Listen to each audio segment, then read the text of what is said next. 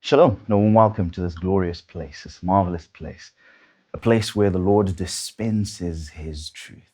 This is the safest place for you to be with your family, your loved ones. Let us pay maximum attention this very special morning as the Lord communicates to us His word.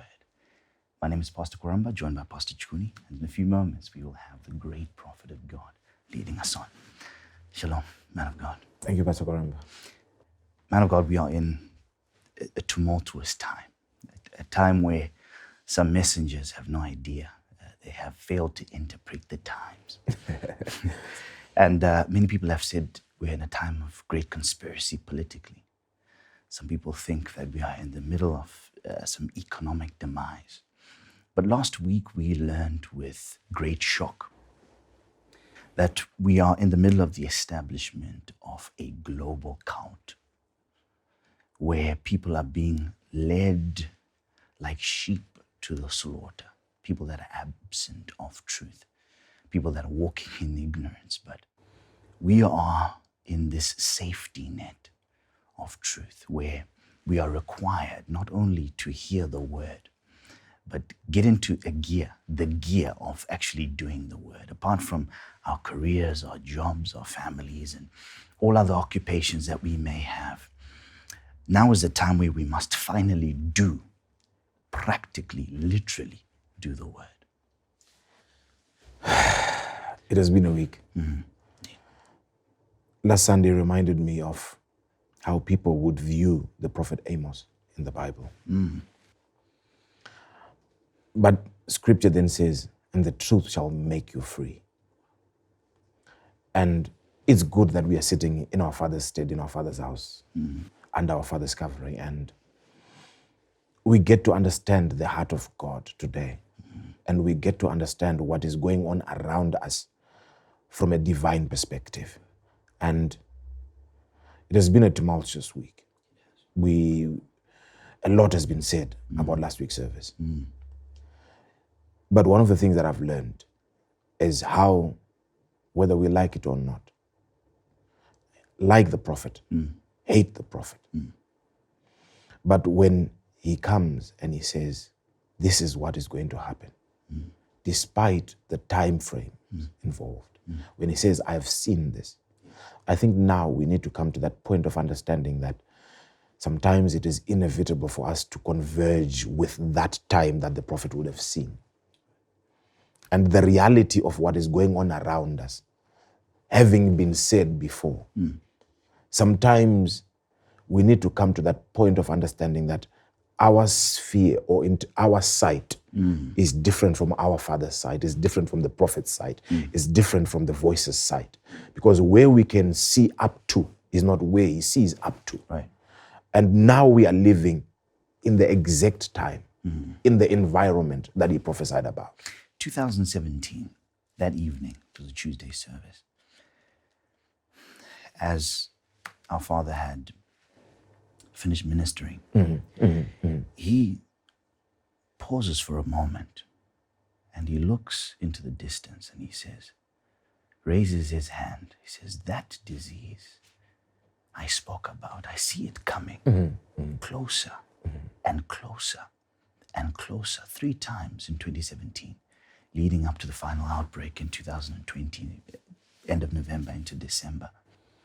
And we are, like you're saying, we are seeing this entire episode of what had been seen playing out. And the trumpet had been blown. And not 3 years ago, not 4, more than 5 years ago, the prophet had been hammering in concerning this particular subject. Now, looking at the message from last week, one of the aspects that was of great intrigue that our father described last week with the situation between Ahimaaz and Cush was the fact that both individuals were a part of, let's call it, the same kingdom, the same structure. Now, from there, already we are disqualifying every other voice that is not within the kingdom of truth. Then our father goes on to highlight that even within the kingdom of truth, at the time that we are in right now, there are particular voices, though they are part of the kingdom, but they are not qualified enough to handle this matter that we are facing globally. Ahimaaz and Cush being sent by the same source to go and deliver the message. Although Ahimaaz was not sent, he eagerly just wanted to go and deliver the message. But at the end of the day, these are two messages coming from the same place, but they are carrying different messages. And Cush's advantage was the fact that he was the one who had seen exactly what had transpired. Even though Ahimaaz was eager to go and communicate the message, Joab didn't say, you are now taken off your job. No. There are still voices that have permission to speak concerning matters. But concerning this particular matter of life and death, the only voice that is permitted to speak is the voice of the one that has seen. One of the most powerful points that our father highlighted was the fact that God does not just prepare the message. God also prepares the messenger. That's right. And our father highlighted something that I believe is very critical, not just in the body of Christ, but even in society in general. Because you will realize that we are at a time, probably because of technological advancement, social media, I don't know, where everybody feels qualified to comment on issues that probably they don't even understand. And it becomes a very sad scenario, especially when people talk about this environment, this COVID scenario. And yet we have got our father, the voice, Prophet Emmanuel Makandiwa, a messenger that God prepared and highlighted and showed him what was to take place, exactly like it is taking place now. And we have our father, the voice, communicating what he saw.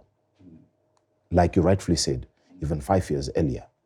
It's very unfortunate that within the same kingdom, we have some that highlighted the end of this sad season. The end or the demise of this disease or this virus. But a couple of months later, they come back and they're giving prophecies or trying to give words of advice. It's very unfortunate, but it happens within the kingdom, especially now when we have these technological advancements and people feel obligated to comment even on issues that they don't understand. It's very unfortunate. But you have one man, our father, the voice, Prophet Emmanuel Makandiwa, who has been qualified by God, seeing this even 5 years earlier. And now we are sitting here, and it's amazing what is unfolding. And I, at some point, even as he was ministering, I was very uncomfortable. Why? Because of the depth of the prophecies that he was giving. You come to a point, even as a human being, when you begin to question. You begin to ask questions that you can't answer. But fortunately, I'm sitting here today and I'm seeing the events unfold. You look at last year, the last quarter of last year, when our father really, really spoke about unity amongst Africans. His emphasis on Africa. And only a few days ago, you see reports that the South African variant requires a different treatment altogether. You begin to see the manifestation of the prophecies that our father has been giving to us. The South African variant needing a different treatment. Now they're saying that they need their own type of vaccine. Well, we are here, and we have the Lord's friend with us. Yes, we need more of this light. We need more of this information. Right. Let us begin this wonderful service today. Greetings, our Father. Greetings. How are you doing? Yeah, we are doing well, Father. Thank God.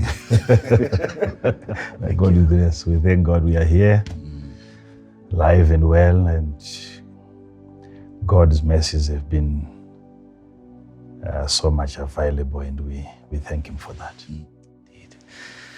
Father, you've taught us on many occasions concerning the value of truth, and how we must not sell the truth.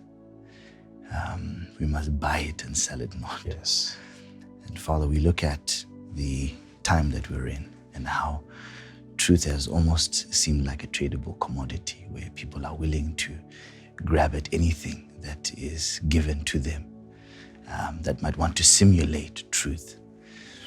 So Father, we take these moments with you with the highest level of honor and gratitude, because we understand, and we are getting to understand each and every encounter, the importance of this truth. It guards us, it protects us, it fortifies us. Like you said, Father, this is the diet that we need to help us to survive in this season. And Father, we are seeing that this word, we take it, we go home with it, we live it, we apply it, we do it beyond hearing. It will yield results, and it is yielding results. And we thank you so much for that, Father. We appreciate God. So much thankful to Him because,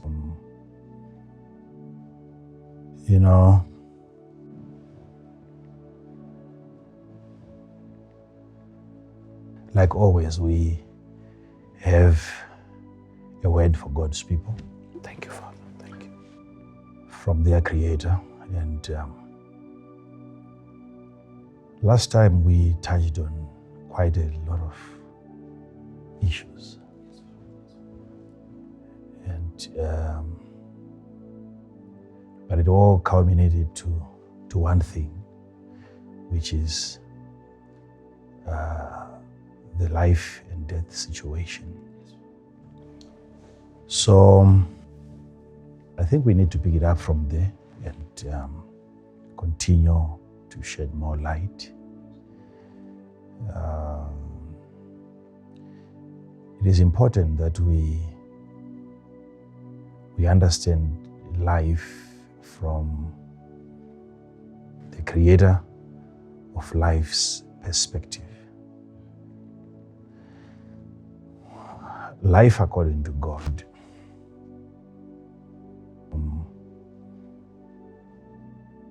Life according to His word. How does God define life?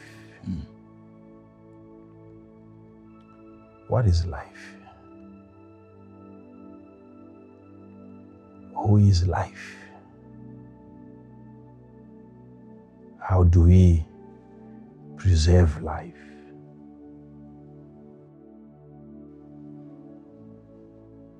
Is it easy to lose life? Is it hard to lose life?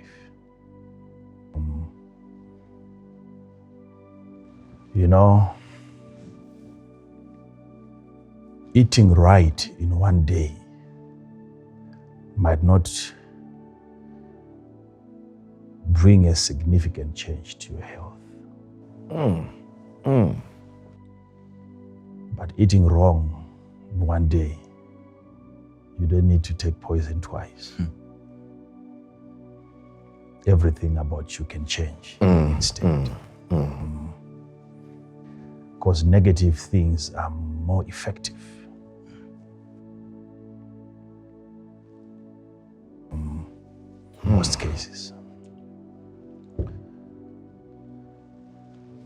So you eat every good thing that you come across in one day, and people might not even notice any change. It's like you have wasted your time. You have to keep on eating that over a certain given period of time. Yes, Father. Before you can start noticing some benefits, but not with poison. So more caution is needed when you are dealing with any substance that you have not fully grasped or understood. Yes, Father. Yes, Father.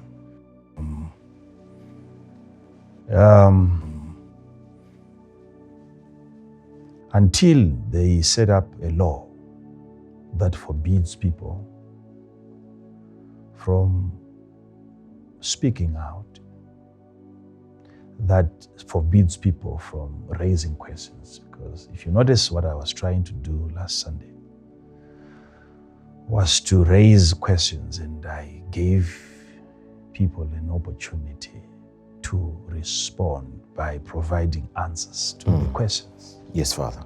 Yes, Father. But no answers are coming. Still waiting. Because questions are very important. Yes, Father. You must be asking questions. That is what makes us better. Raising questions. That is why even the people that believe in what we are doing, they are given a chance every single moment to raise questions, ask questions. We have to ask the men of God questions. If a man of God doesn't want to be asked questions, he's a dangerous man of God. We have to confront your men of God with questions. Men of God, what if you are wrong? What if this is a lie? And a true man of God must be willing to entertain questions and provide answers. So maybe I was too fast. The way I presented my questions, I'll try to be a little bit slow.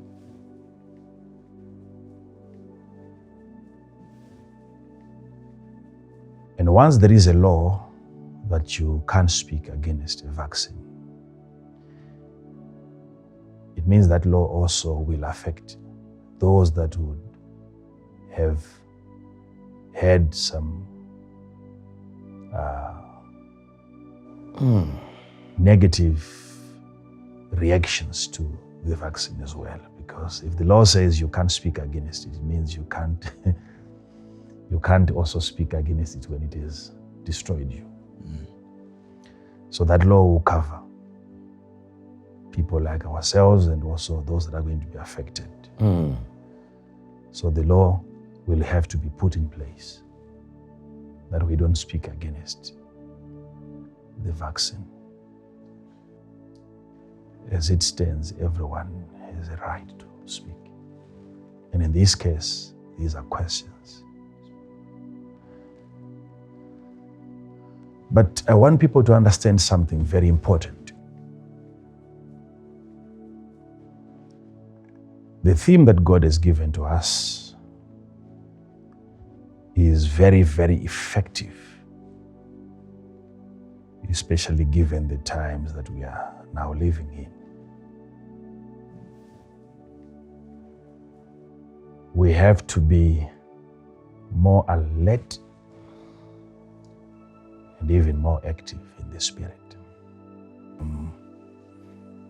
For us to be able to overcome this very treacherous moment and very deceptive era that we are living in, where we have seen masters of deception parading themselves and even marketing their foolishness. And everyone seemed to be interested in buying their lie. But we have to be reluctant in as much as we are in a very chaotic moment. There are so many things that people should pay attention to, so many things, because it's a critical moment.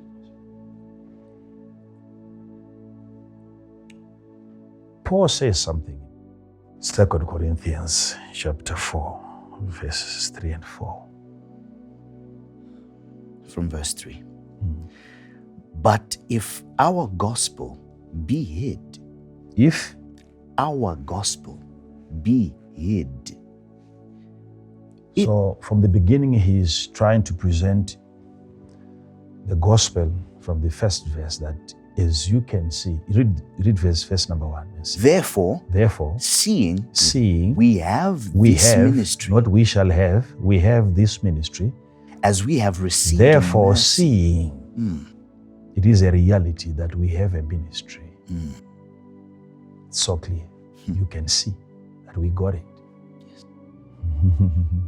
We are not asking God for a ministry. We are not believing God for a ministry. We are not expecting God to invite us into His work or give us a responsibility in the future. But seeing as of now that we have a what? We have this ministry. We have this ministry is actually pinpointing the exact ministry that He has. We have a ministry. Paul is saying we have a ministry. As we have received mercy, we faint not. We have received mercy.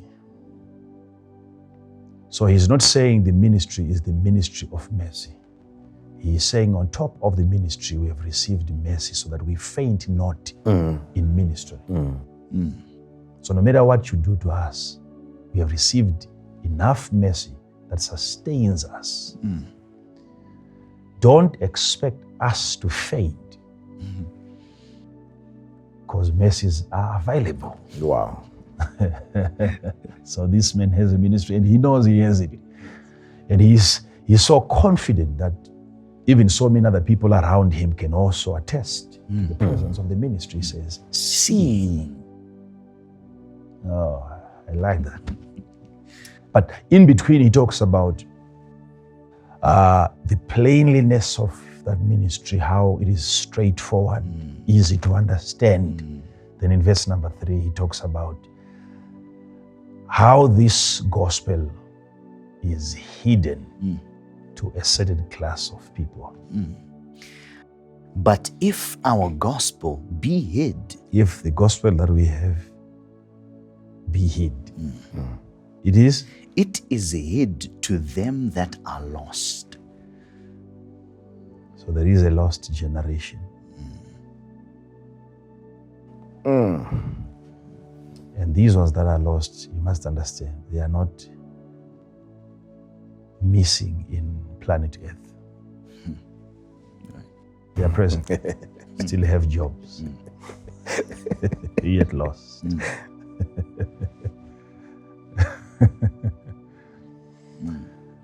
Lost from what? From where? These are men that have built their lives. They are going on with their professions and careers. Yet, according to Paul, if the ministry is still hid unto them, they are lost. And there is a reason why this generation is lost. Verse number 4. In whom the God of this world hath blinded. In whom the God of this world has blinded. Has blinded the minds of them which believe not. Allow me to speak nicely to our viewers today.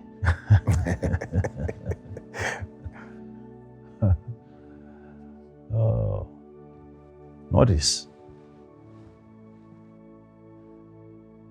Paul doesn't just call the devil, or Satan, or Lucifer. He calls him the God. It didn't start with Paul. Jesus himself refers to the devil as the prince of this world.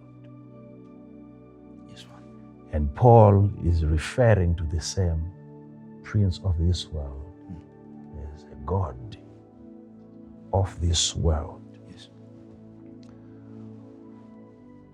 What qualifies a God to be a God? What makes a God a God? What is the composition that makes up God?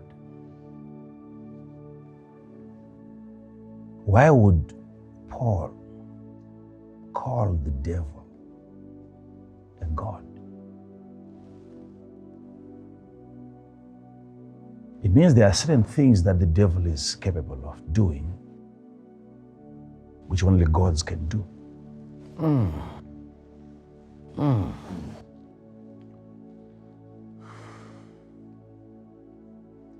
are certain actions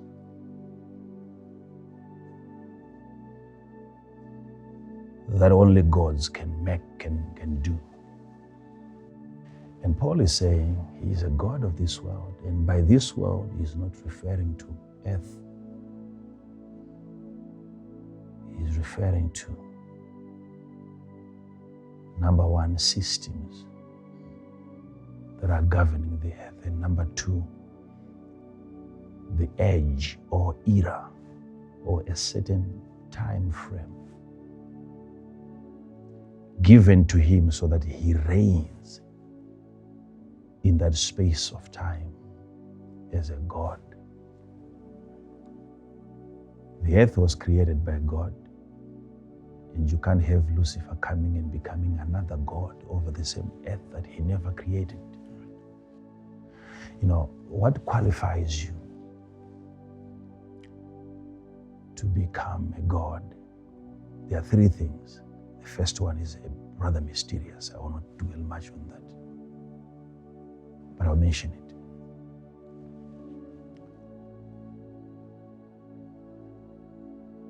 The second one, I'll come back to the first. The second one is you can be a God simply by being called God by another God, like he has called us gods. Did I not say that you are gods? So you can be a God by being given a title by the ultimate God. If God calls you God, then that makes you a God. Yes.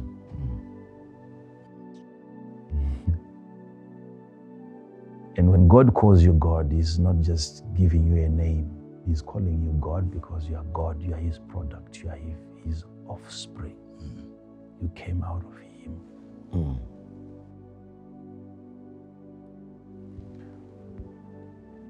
A child of a dog is a dog.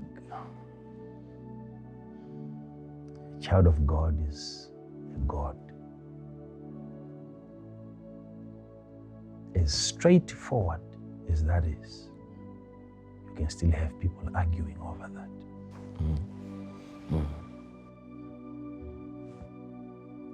Is a child of a snake a snake? It is. Is a child of a god a god? Yes, it is.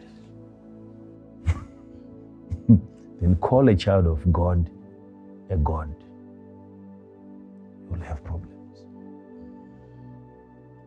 Because the God of this system has blinded certain minds.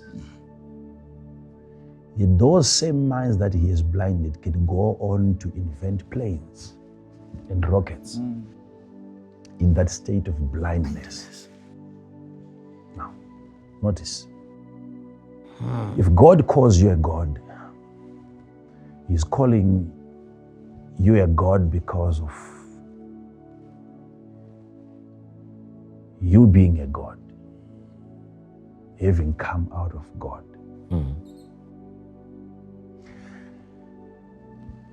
You see, when we talk about the spirit life, people must understand something. They're very critical. Right now, we are in another form of existence. This is not our first time to exist. Okay? We are coming from another existence where we were before, where our earth, let me call it that way, our earth back then was God himself. He was our location. We were in God in another form, existing in him, well taken care of. And the temperatures, the atmosphere in that environment was good for us, and we never died in him. So before you occupied this physical body, child of God, hear this.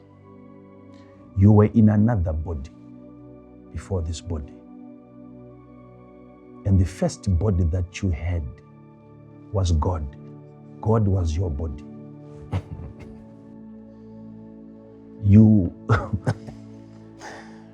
Once we're putting on God as your covering, until you departed, you left God, and God breathed you out like a mother who is delivering a baby. That is what makes you a child, because you were born as God breathed you out. There was need for a separation. If there is no such separation, then there is no birth. If there is no birth, there is no child. The baby had to be born. So God willingly detached you from himself and handed you over, and he inserted you into a different physical body that we now have. There must have been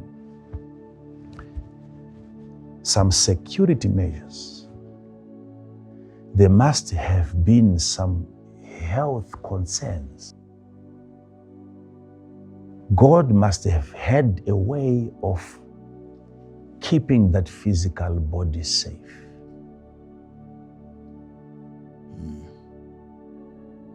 Without a medication, the health was supposed to come from the right atmosphere, from the right relationship. A proper devotional life with the Creator, communing with God. And the food was right. Before diseases were created. I'll get to that.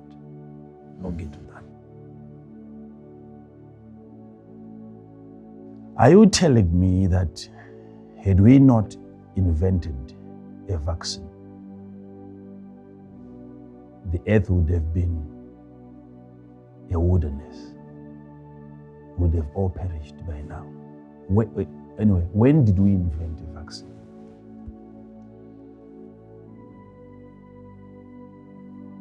We are celebrating that it has saved lives and we are safe because of that, but we must remember the date. When did we first invent the vaccine? And why is it that our forefathers would live up to 400 years without it? Now that we have it, our lifespan has been shortened. And we still celebrate lives that have been saved and preserved. Let me try my level best to appeal to a smaller group, those that have escaped the work of the God of this world. You are a God by being called a God by a God. Number one. Number two, what makes you a God is the ability that you got from another God to recreate life and sustain it and have dominion over it and subdue. That makes you a God.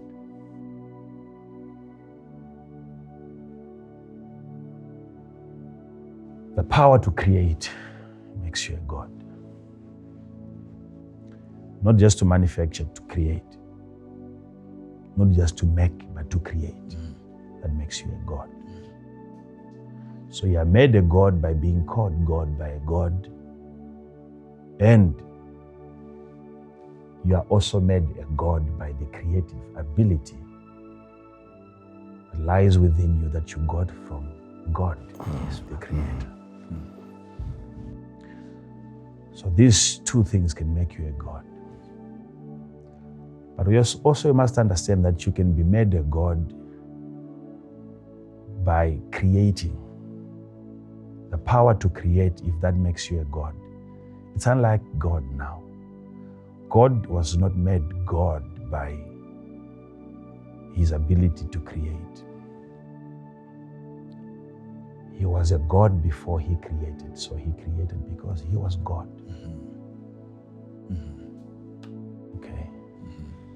Before anything could call him God, he was God. So he is not made a God by his ability to create. He created because he was God. But you, he gave you that power. It was transferred into you. So he becomes the ultimate source where that power came from. Now,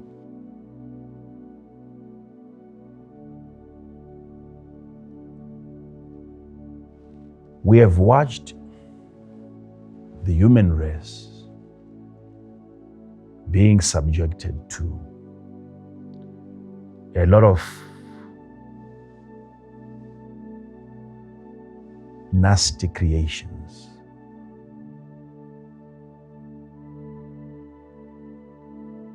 And I don't know why it takes some people time to learn. If you are to name every disease that vaccines have saved us from, name them, write them down. The creation of all those diseases remains a question today. Not just the creation of the cure, but the creation of the disease that then got cured by the cure. It wasn't just the vaccine that they created. You must also investigate the origin of the plague that the cure cured. Because you're witnessing people who have proven to have an ability to infect a gadget. The creation, the manufacturing of a virus, and your computer can get sick after having contracted the disease. And they go on back into the laboratory and they create an antivirus against a gadget. And we celebrate the cure. The computer was once sick, now it is healed. And they make more money. Why does it take us time to learn?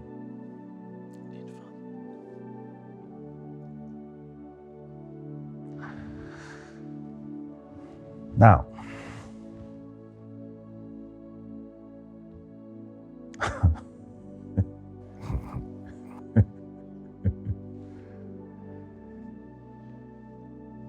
pastors, Yes, Father. if there is a virus in your computer, they create a vaccine called an antivirus. Yes. And for your computer to survive that disease, it has to be vaccinated. The computer has to be vaccinated. Whoever created the vaccine for the computer,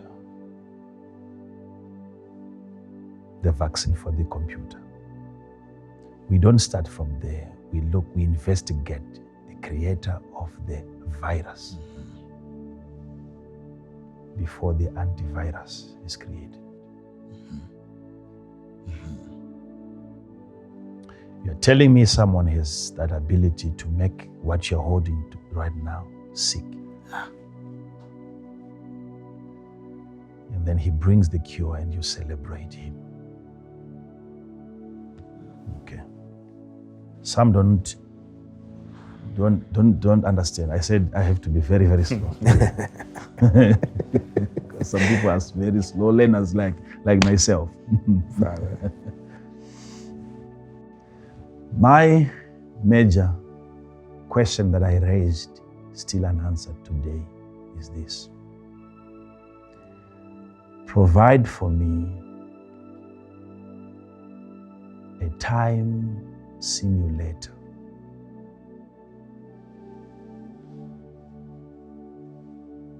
a place that scientists have created where in there 5 minutes represents 5 years. You inject a person with a vaccine, and then you have to put that person into that place.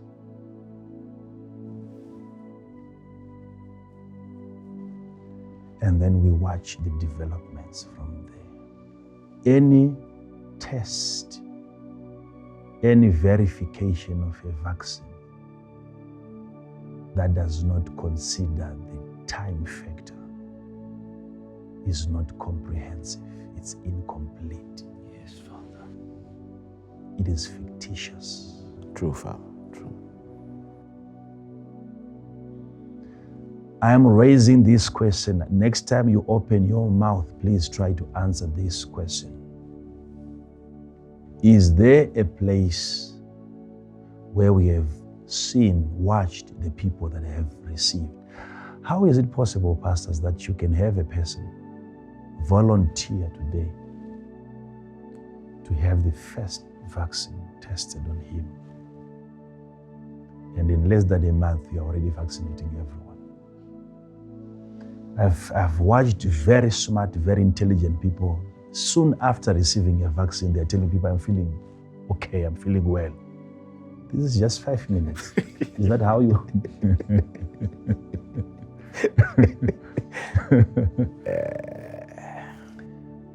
And the way that all these guys get their shots is the same. The doctor always comes and he stands in front of the camera, Blocking the point of view. the reason why these influential guys come live to be vaccinated, it is so that we get to see. Some of us, we want to see. Yes, yes, yes, Father. Let us have a look, please just zoom it for us. We want to see. He comes right in front of that man and then it's done.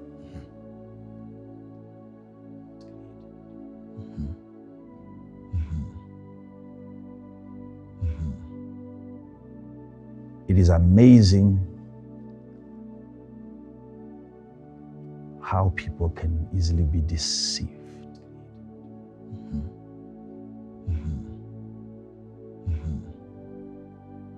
So this time simulator, I'm saying, the reason why I'm talking about time, it is because time is very important. If it is there, such a place where you can put people, keep them for 5 years. If you can't because people are dying, people are saying, no, we can't wait for that long because people are dying. Okay, I'll come to that.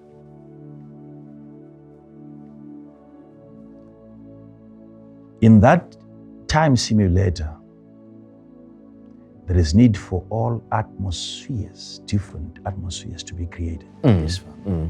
There must be a rain season in there so that we see how the patient behaves when it's raining. There must be enough sunlight. All weather changes are supposed to occur. Oh, don't forget to put a husband in there. We want to see if she gets pregnant. Yes, Father. Okay? Yes. So all those things are needed so that we understand. This is the reason why this thing has always demanded decades. I'm not fabricating stories. I'm giving them what they have given to us. Yes, Father.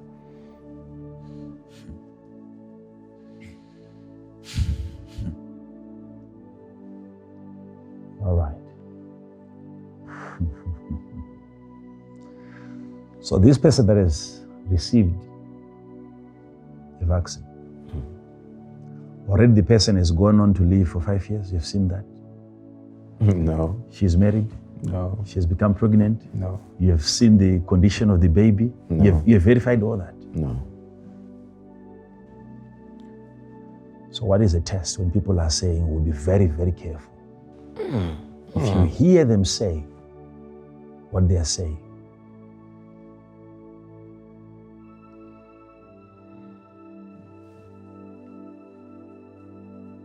They say that the production of the vaccine, we have never cut corners. It was straightforward. In less than a year, you have never cut a corner.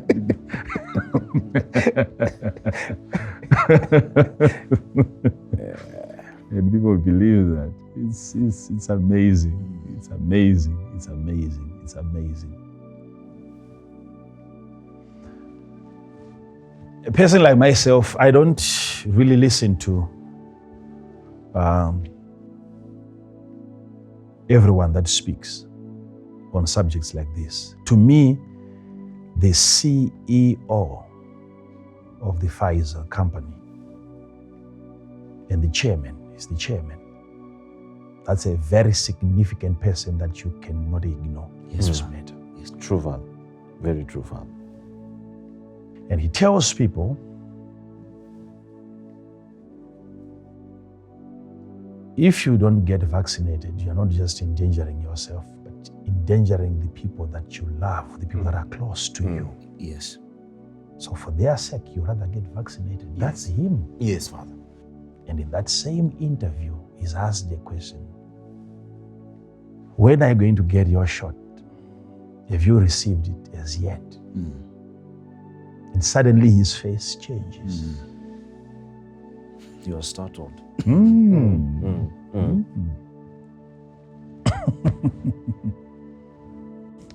It would be nice if people can watch that. Don't you think so? Indeed, Father. It's good. These are very key people. Don't think of any other person, big politicians. Let's listen to this man. And he's asked the question. You can watch this. Thank you, Father. I want to ask you also about a very important issue of vaccine hesitancy.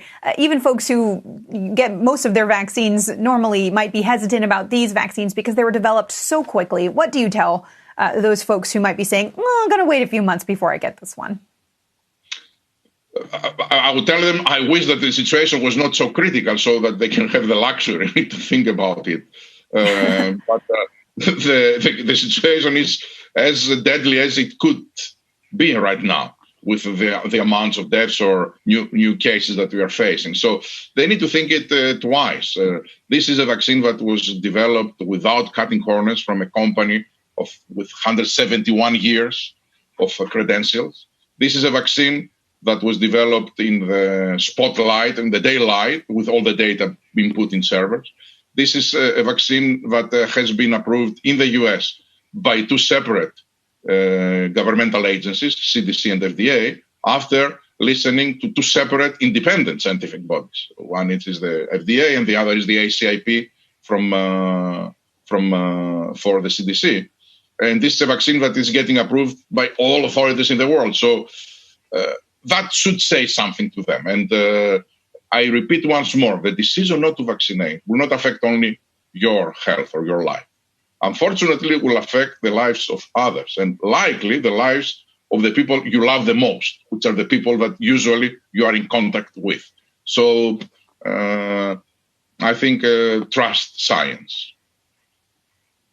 Well, and a question for you. I've heard you have not yet had your shot. When do you plan to get it? The sooner I can, I will.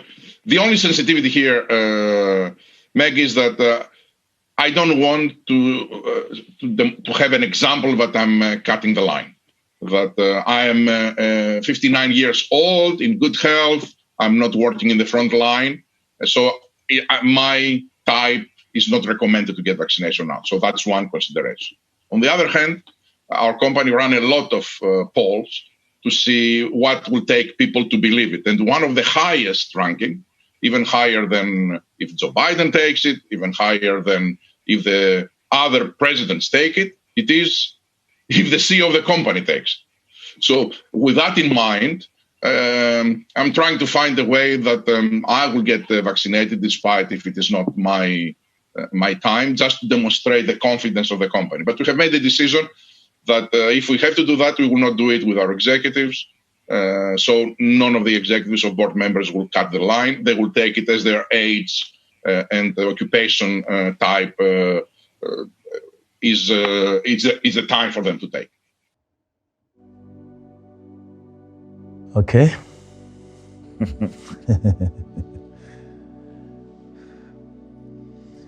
You see how he changed his face.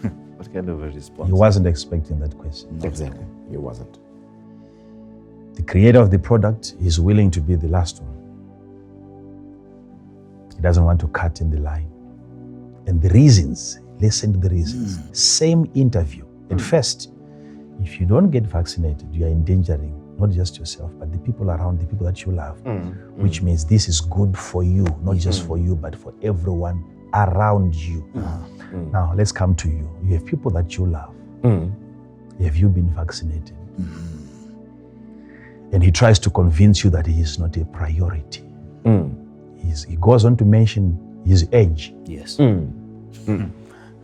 Trying to present an excuse. And he goes on to utter a statement that most people cannot hear. He said, I'm healthy. I'm healthy. So vaccines are for the sick. Since when? These are people that I listen to. Not somebody who's just walking down the streets. So you have no people that you endanger, you have no people that you love. And he's saying, I'm not a frontline worker. The CEO. You are not a front line. You are not on the front. Where are you? Where are you? What are frontline workers going to use to give to the people? Right. If you are not in the front producing the vaccine, That's you right. are the chairman. You are the head. You have founded this thing. My God. He says he does not want to jump the queue. He doesn't want to jump the queue. Okay.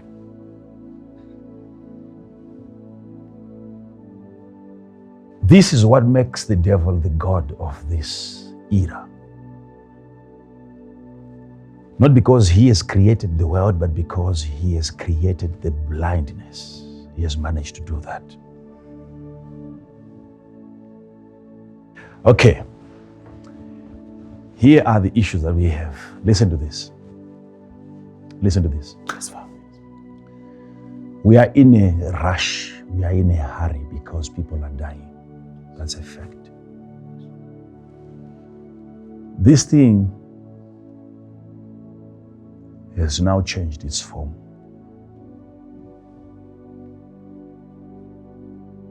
Of over 24 million infections just in the United States of America.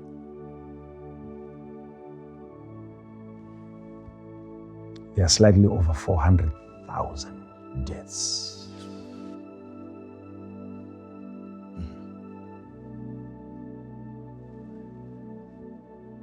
I need someone to look at the mortality rate there. If you are to check, let's not do it now. I just want to give it to the viewers out there.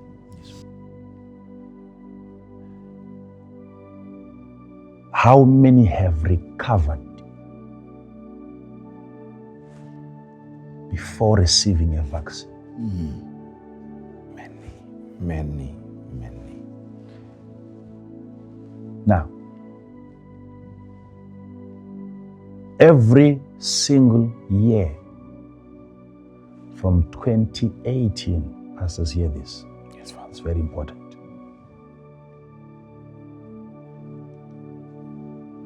This is from the International Cancer Institute records.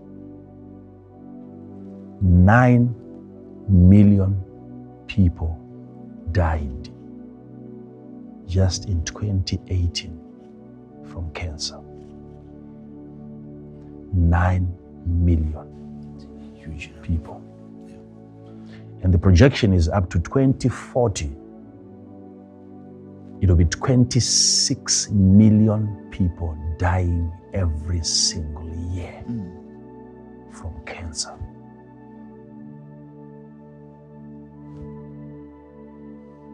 That's huge.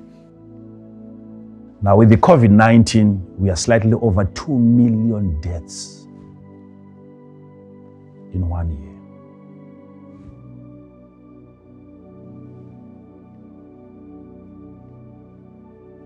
Yet the latecomer, the COVID-19, is receiving the immediate attention. Yet to have a vaccine for the cancer that is killing more people than the COVID-19. What is it with this disease that we have forgotten every other disease that is killing more people than this one? Because it is not just a disease, it is political. Over 600,000 people are dying every single year in the United States of America from cancer.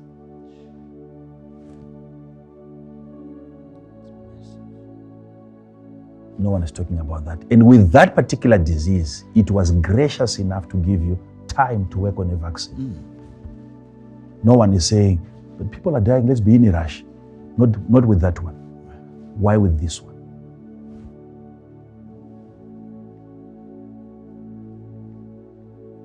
You know what is going to happen? Help us, Father.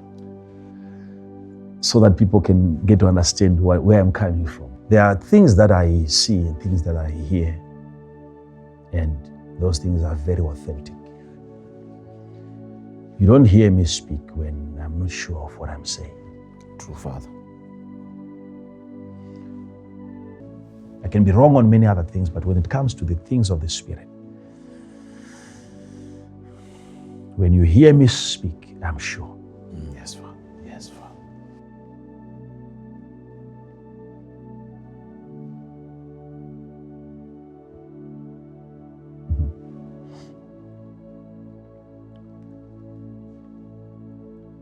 Jesus appears to me many times. When we talk of how many times, this is just on the earth, him appearing to me down here on the earth more than 17 times now. Seeing him live. Because Jesus does appear. He appears to his people. He appears. God appears to his people. God would tell his people in the Bible, I have appeared to your forefathers as this, I have appeared. Jesus appears. I've seen him 17 times. That's down here, not in the realm of the Spirit, that you can't even number. And the last time that he appeared to me on this matter, that's when I came and I told you, when everyone else was saying COVID-19 is going, it's over, it will be history soon. Then I came and I said, it is now joining the queue. Yes, Father. It is now becoming just like any of the diseases that we have had.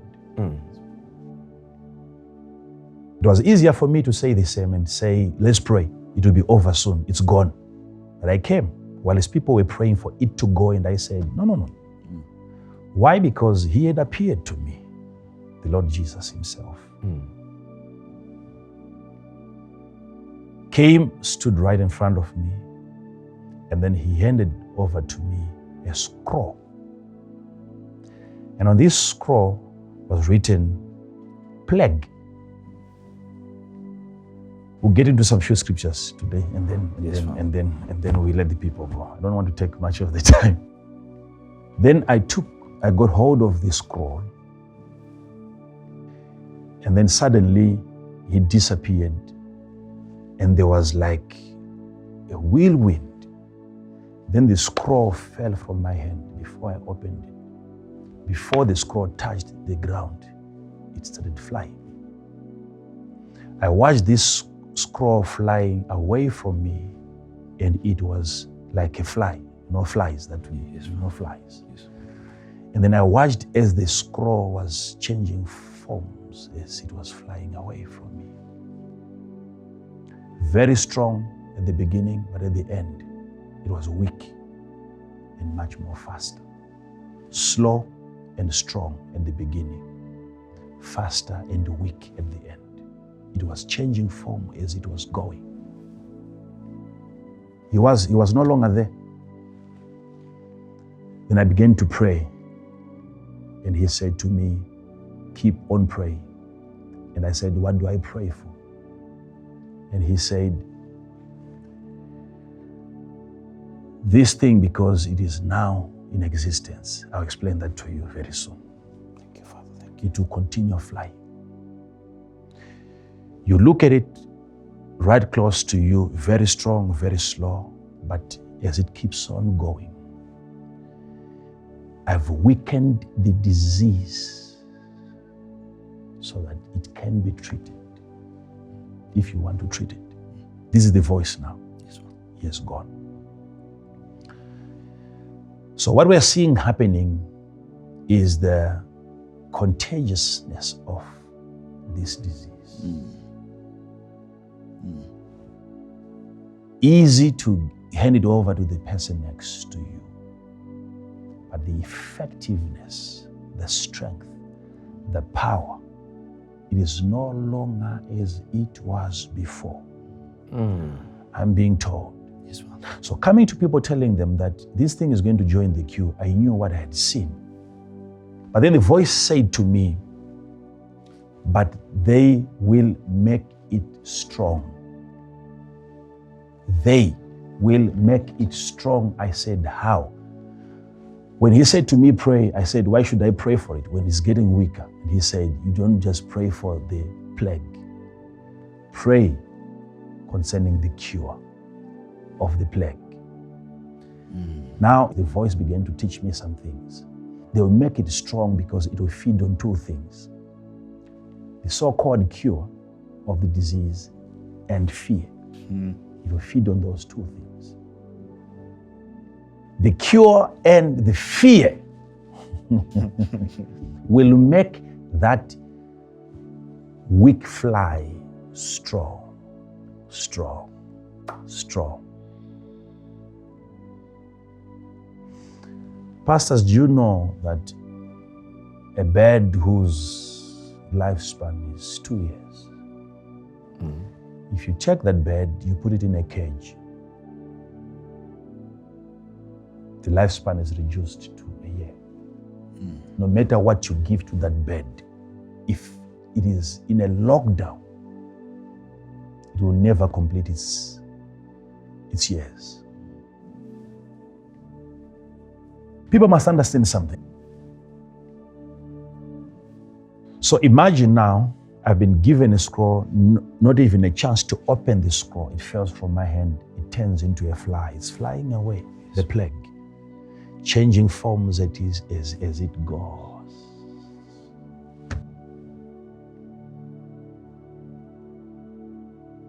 So I came. I think it would be nice if we can also play that prophecy, where I was telling people this thing has come and it will join the rest of the diseases. Let's watch this. Thank you, Father. Thank you. What is happening now, the little that I can give you for now, is that the disease, the virus, has increased speed. But God has now started weakening it up. But the intensity of the virus, I see now the hand of the Lord compromising the intensity. God is weakening it up. And we'll be talking about this disease like it never happened. Wow.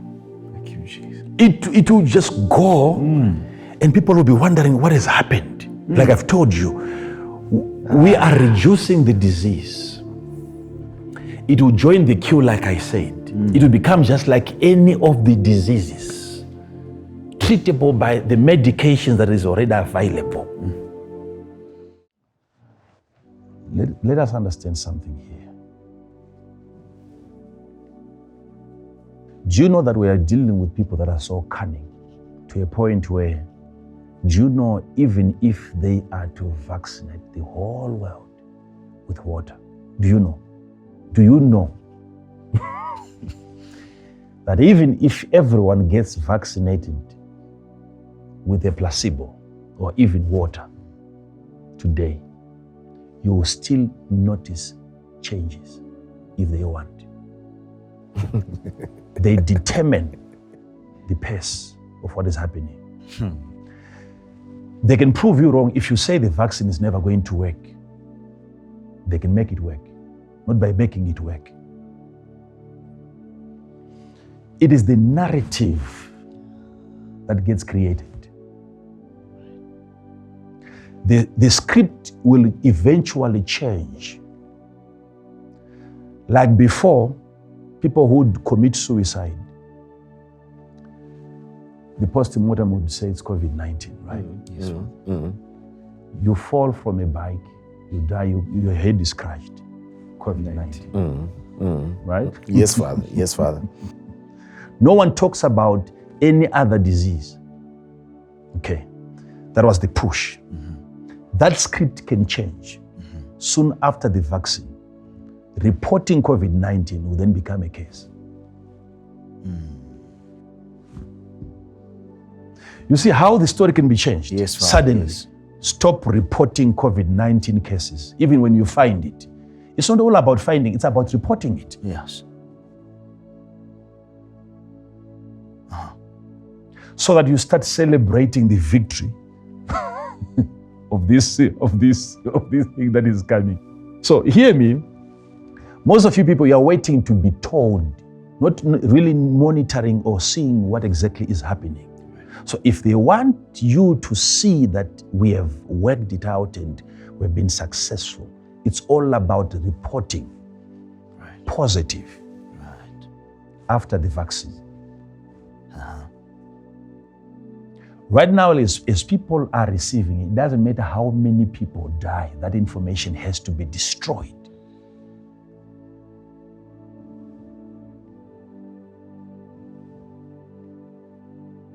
They've never been to South Africa, some of them. They are speaking from the United States of America. Now they know what is happening in South Africa. It's a different, so that they justify a different vaccine. Because South Africa is the heart of Africa.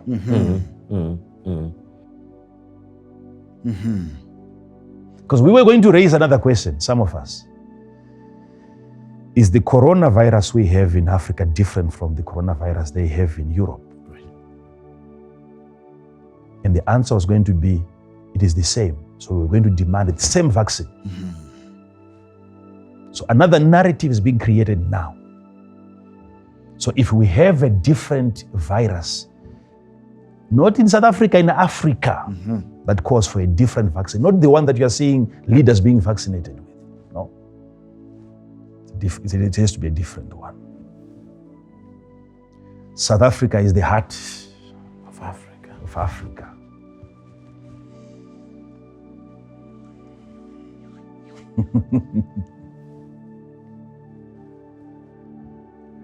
So ours is different now. Our treatment is different. Brothers and sisters. Wow.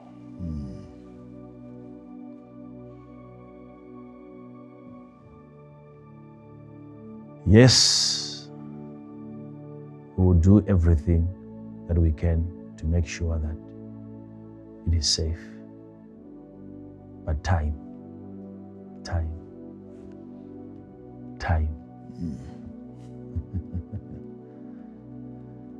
For how long are you going to wait and see? Yes.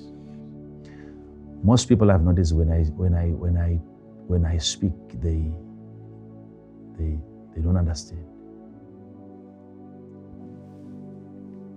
You hear some people saying, I've said people should not be vaccinated.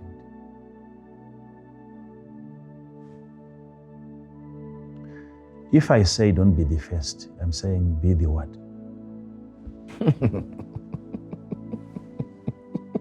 Please help me understand. If I'm saying don't be the first, what am I saying? I'm saying be what? The last. Be the last. To what? to be vaccinated. Vaccinated with what? The The vaccine. vaccine.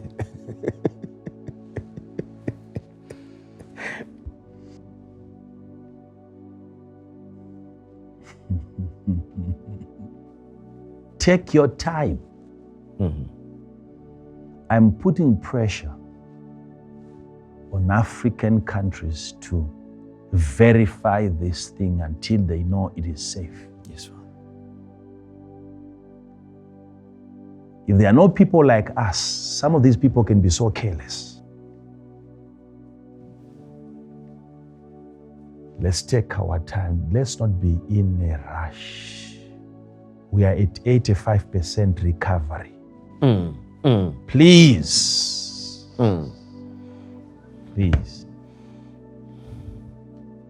Please. Verify this thing.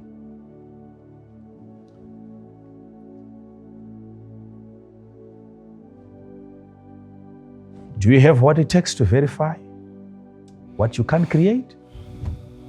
Question again. Some of those questions. Yes, Father. If you have that capability, that ability to analyze, to dissect, and to come up with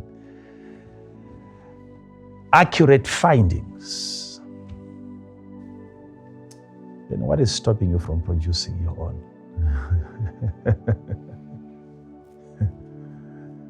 You don't have what it takes.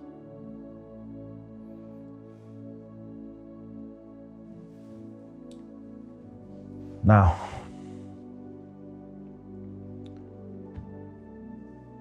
I want you to read something for me. Yes, Father. 2 Kings chapter 5, verse 27. 27. From verse 27. The leprosy, therefore, of Naaman. The leprosy, therefore, of who? Naaman. So it was Naaman's leprosy. Naaman's leprosy. It was someone else's leprosy. Shall cleave unto thee. So there is an inheritance, a transference of a plague, of a disease that wasn't your disease originally. It was for Naaman. Now it will cleave unto you. And unto thy seed. For Unto unto cleave. thee and unto thy seed. Unto thee. You will have a disease that wasn't yours originally. Yes, Father. It will come upon you and upon your children. From you. And the following generations will have a disease that was not theirs originally. It was for Naaman, a Syrian.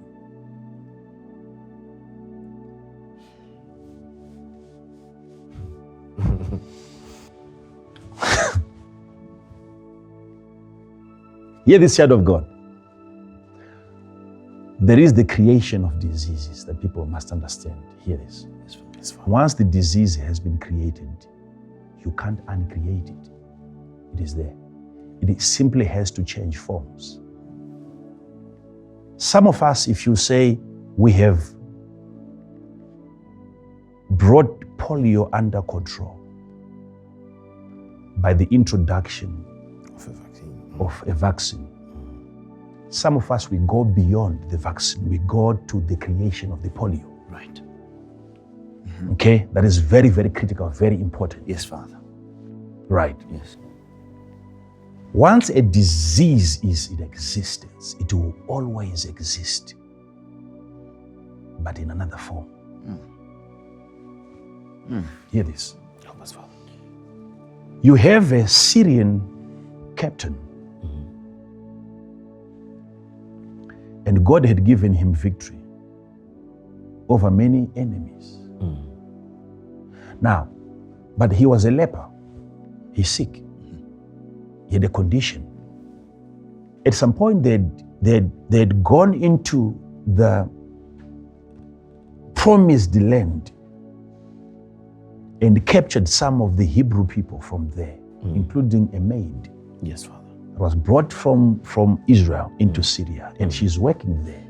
And she notices that my master The Bible calls him an honorable person. Yet he had a condition. A little girl noticed that my master is honorable, but something is not honoring him. There is a plague which knows no boundary, no ranks, and he is sick. And she said, if this, my master, was with the prophet in Israel, you see, that prophet doesn't work for the World Health Organization. He works for the God of all the organizations. Had my master been with the prophet in Israel, you would have been cured of this plague. Right. And the news was taken up to the king of Syria. And the king of Syria wrote a letter, gave it to Naaman, and he said, go and approach the king of Israel. And when the king of Israel got the letter, he read the letter, he sees a statement in the letter that I have sent that man to you with a plague so that you see what you can do. Please heal the man for me. The letters were circulating amongst kings because they thought they were in control of what was happening. So when the king of Israel read this letter, he was so angry. So angry. So angry. Notice the amount of rage. You will see rage going on. He tore his clothes. He was naked and he said, am I a God? Why are you writing such a letter to me? And when the prophet Elisha knew it, saw it prophetically, he sent a messenger to the king and he said, why have you rent your clothes? Send him, that man, to me. And he says, and he shall know that there is a prophet in Israel. I want to educate him. He said, he shall know. You see, the prophet is even worried about Naaman knowing. It matters to the prophet that Naaman knows, gets to know. Yet the king doesn't even know, the king of Israel. It matters to the prophet that Naaman gets to know that there is a prophet in Israel.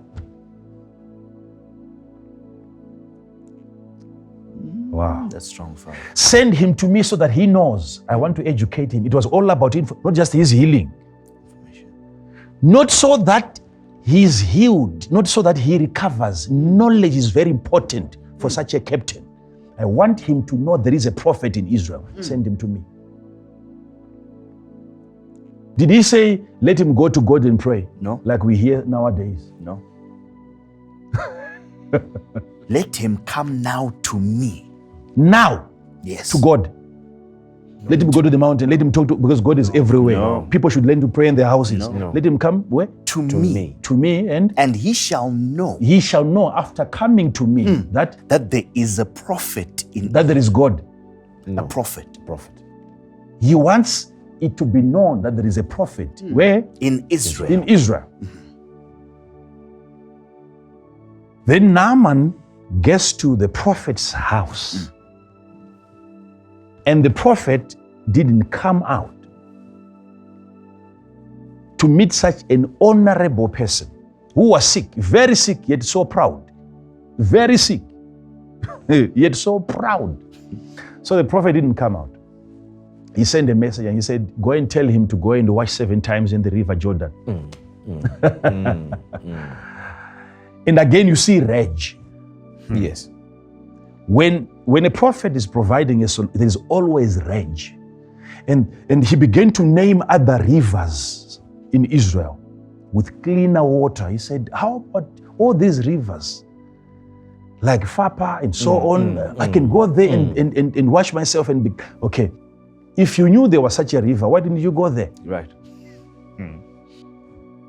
They are attacking the only solution provided. He was angry. He said he never came out even to stretch his hand. He still wants to be touched in that state.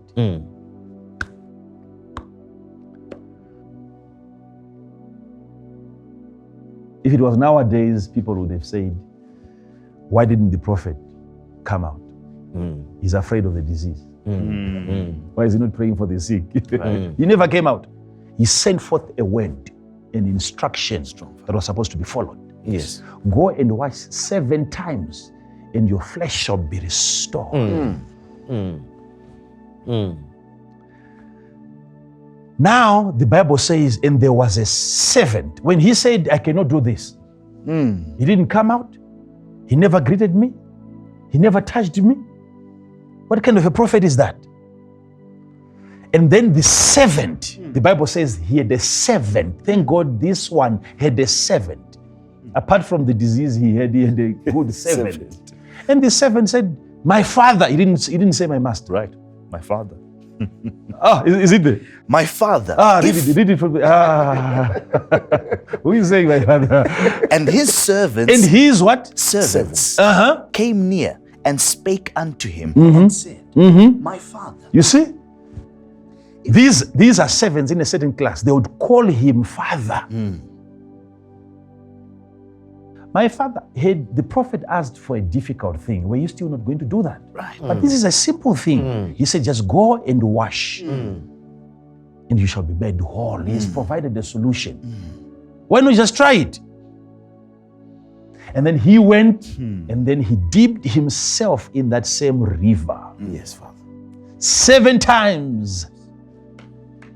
And his flesh recovered. So now Naaman is without a disease. It's gone from him, but the disease is still in existence. That is the law of existence. The voice was telling me, you see the fly flying away, changing forms. That disease would become just like any of the diseases, but they will empower it with the cure, and they will empower it with fear. So that's what you pray for. It will always exist because it has already been created. So Naaman is free from the plague. Leprosy has gone from him. Now he sees himself fresh, and he comes back to the prophet, now with a seed, with money to give to the prophet. And the prophet said, I will not take your money. There's a reason why he said that. There's a reason. There's a reason. The reason you'll see it later when he talks to Gehazi. He said, is it time to take it? It was about time. He was sensitive to time. Sensitive to time. I hope people are following this. Yes, we are. Yes, Okay. we are. So he refused, and then Naaman asked for soil to carry back home. It was given to him. Yes. Then he went back on his way. Then Gehazi realized that his master had not treated Naaman fairly. It wasn't fair according to him, not taking an offering. Let's look for that verse. Verse 20. Verse 20. But Gehazi, the servant of Elisha, the man of God, said, Behold, my master hath spared Naaman, this Syrian. He's calling it sparing. Yes. This guy, he has spared Naaman, letting him go without a payment. In not receiving at his hands that which he brought. But as the Lord liveth, I will run after. You see, as the Lord liveth, he's committed. The dedication is just serious. You see, as the Lord liveth, unless God is dead, as long as God is alive, I'm going after that money.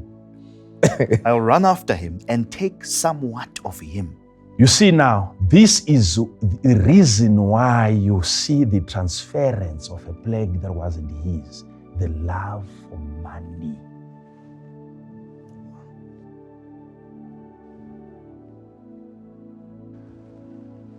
My God. My God. We understand it, Father. You have to get that part. Yes, Father. Then he went after Naaman and he said, after you had departed, the prophet sent me. I should get some few things from you. And then he received it. And he brought back the money from Syria. It's a Syrian money from abroad. Aid, assistance. Money that comes under a pandemic framework. There are countries that are giving out money. As long as you declare your infections there. Billions are being pushed into this thing. From Israel, where there was no disease, he left, he went out, he got money by bringing that money back into Israel. He brought back the virus that wasn't his. People should hear this. Oh my God. And then the prophet comes out and he says, you did all this because of money? Because there is an allocation, there is an amount of money that you get. And then he says, now you will learn that diseases don't disappear. Right. You no longer have that disease in China. It's no longer in Syria. Pastors, look at this. And the prophet says, the leprosy that was on Naaman has now come upon you and your children. And Naaman himself has gone back to Syria free. He no longer has the disease. It was left with that guy who loves money. Money. Money. Money.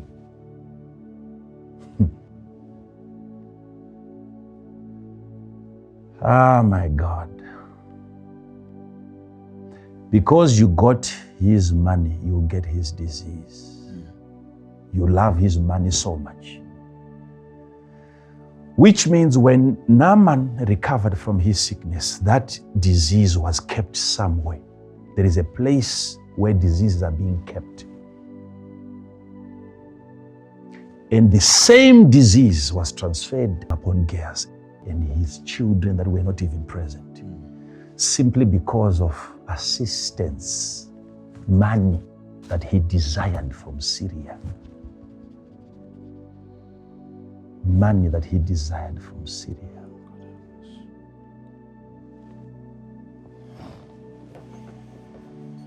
Wow. Wow. How did they cure their people in China before the vaccine?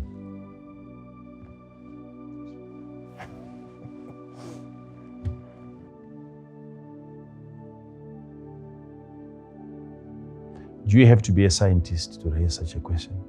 No. You have to be a spiritual man.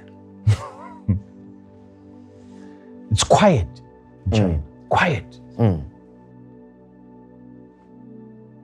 It's no longer killing people. What did they give to their people? It's no longer in Syria. The leprosy is now in Israel. What is happening?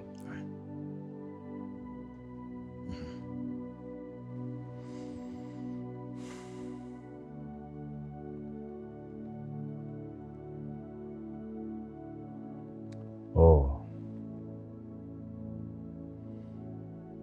Because you got his money, you get his disease. Now, Gehazi left that place. From that day, he never recovered.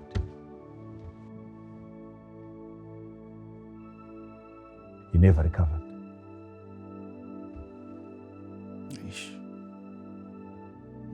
Some of the people are just joining us now. They don't know where we're coming from.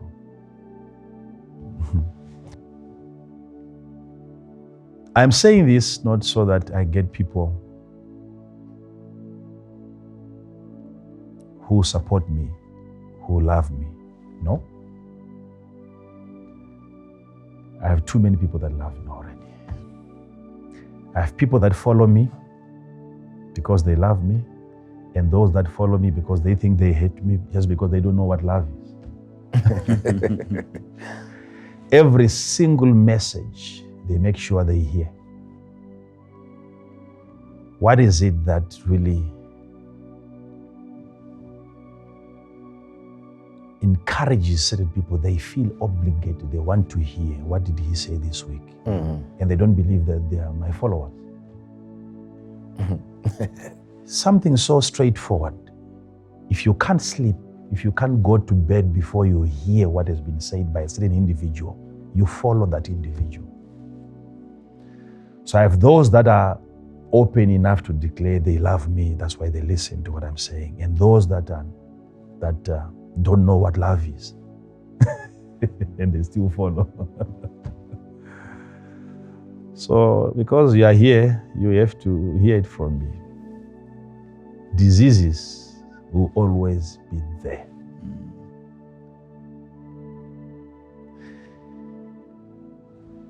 What you need now to deal with is the fear that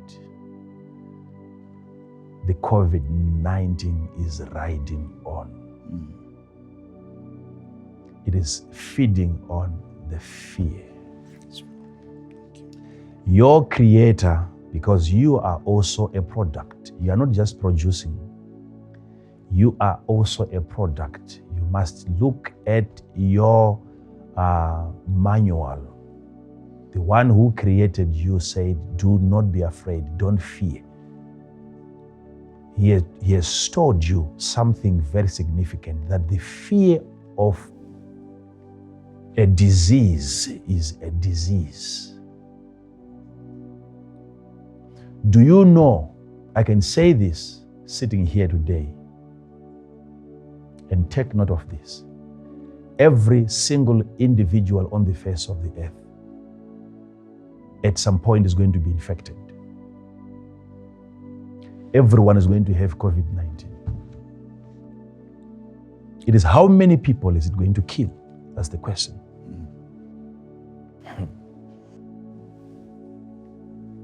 So are we going to stop the spread?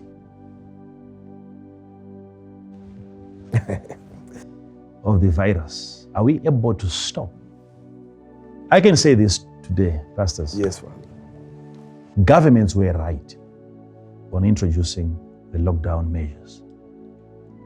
When they said lockdown everyone indoors, I believe that was a good move. Personally, it was a good move. Not because it was the best, but because we didn't know what else to do. It's a disease that is just coming. No one knows. Until today, what they seem to understand is the cure, but the disease, they are yet to understand. The disease, imagine. So lockdown was a good move because they didn't know. We didn't know what we were up against. Masks was a good idea, not the best, because we didn't know where this thing is coming from. All that was necessary because we had no knowledge. It's fine. So all that has to be made. Social distancing, best, it wasn't the best, it was good. Because we didn't know. All that was necessary until we have fully comprehended the mechanics of this disease. We can't just keep on walking up and down, not knowing what we are going to face. It was better for us to retreat and look at this again and say, what is this? So that was a good move, very smart. But the issue now is, you must be able to look at how many other things are dying in the process. Economies are gone. Sad. People Father. are hungry. Sad. When, if I were to be asked a question, would you want people to loiter around with such infections going up? I would say no. The best thing would be to have people locked in their houses until we know what is happening. Right? Yes, Father. But what else is needed? It's not just asking people to stay indoors.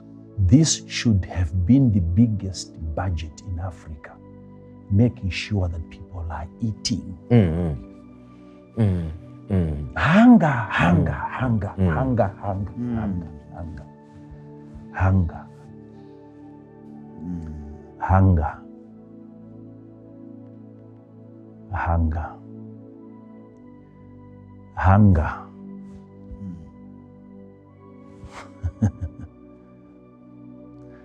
I should be the one actually saying, please, let's save the vaccine fast, because we want to go back to church. We have more people following us. Yes.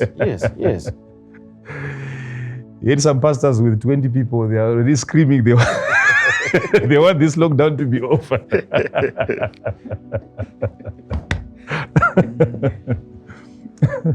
If I was the one saying, let's go ahead, people were going to say, now he's angry. He wants to go back to his people. You see? Oh. That should have been the strategy, not just lockdown. But how do we look after the people? Yes. No one would dare come out. People are afraid of COVID-19. Who would want to go out? Nobody, Father. No one. Everyone that you meet outside.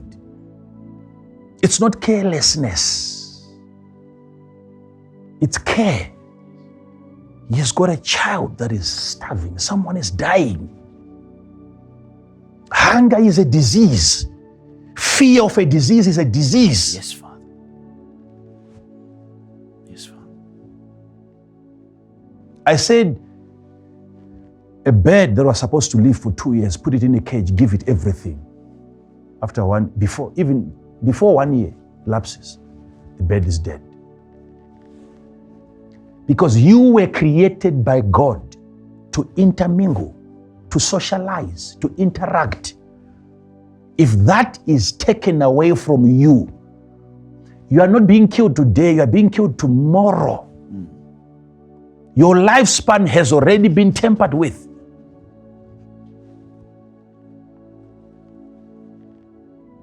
That fear is what is empowering the weakened virus that God has already weakened.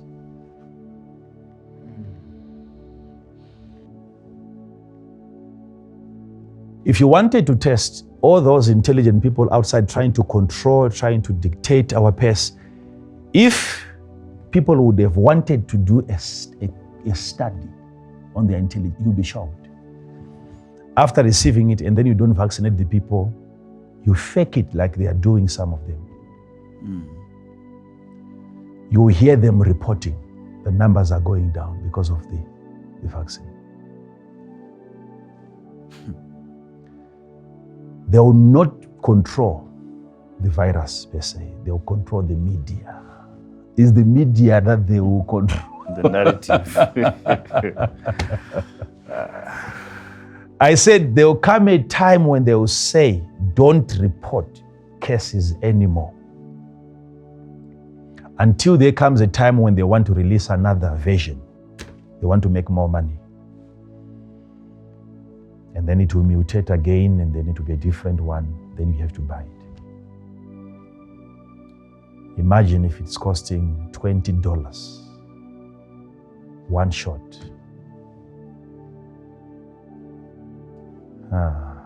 Then after 20 days, you have to get another one. The cheapest is like $4. The most expensive is like $30 or so. Times how many people? How many people? It will take us time to have it in our country. By then, at least, we would have tried to verify it.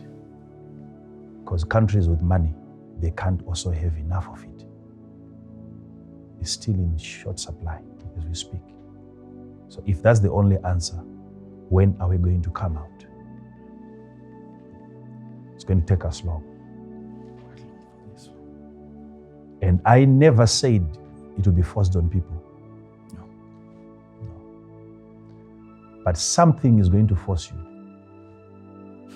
Because if you're told You can't get out you of it. can't you can't fly without it, what are you being told? Something else will force you. Yes, Father. If they say you can't work in a supermarket without a vaccine, so it's either working there or going there to buy. You are endangering people around you. Yes. We have been vaccinated. They are still in danger of you. You see, that's how the devil has blinded the people. So even if it is not going to be forced on people, but there are certain benefits, there are certain things that you can't have, you can't get, unless you have received it. So my issue to you out there is, don't be in a hurry like you are the ones who have started with. You didn't start with the COVID-19. It wasn't you. You never knew about it. You were told it's there. And they kept quiet. You were never going to know, some of you. So keep quiet on that issue. And also, take your time, knowing that it wasn't your disease, neither is it your cure. It is not your vaccine. It is theirs. And the last thing that I would want to say is, I've also realized that I shouldn't have listened to my forefathers. We have elders that have given us information concerning those countries. I grew up being told by the elderly, by politicians, that those countries out there, they don't love us. And I believed them. That was the mistake. I believed what they told me. I thought they were telling me the truth. Now I know the truth. I was being told growing up, they are never for us. They don't like us. They don't want to see us. And I thought they were telling us the truth.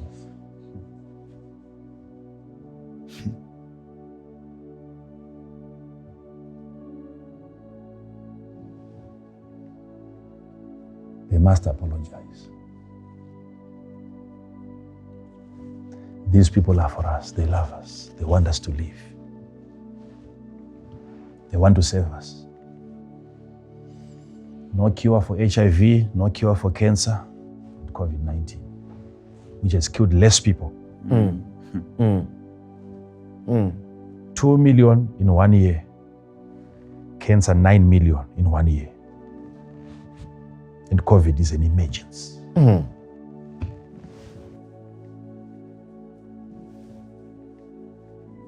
I shouldn't have listened to you. You wanted me to hate my brother simply because he was white. Yet you knew the truth, that these people are for us. They want us alive. They are saving the world. They are saving Africa.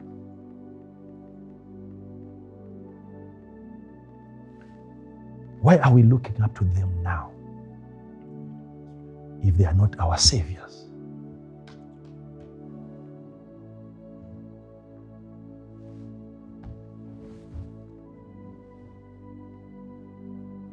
I shouldn't have listened to you. I thought you were telling me the truth. I look at how the black man is treated in hospitals outside of his country. I look at how the black man is treated in trains, in buses, in planes. At some point, I was almost dragged by a certain gentleman. I've told you this before. He came, not even outside, in our own Africa, in South Africa. As we were boarding, going to Heathrow Airport, London. And here comes an attendant and he said, first class, you stand over here. The rest of the people, you queue over here. As we were boarding into the plane. I went there, I stood. And black man came straight to me. Not a white man, a black man came to me and he said, didn't you hear what I said? I said, what?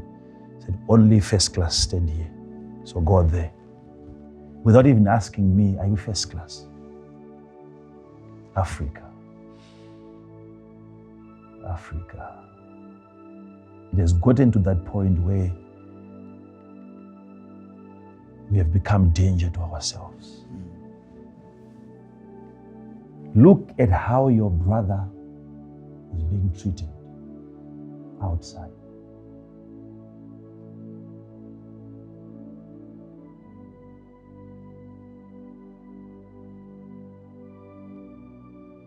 Then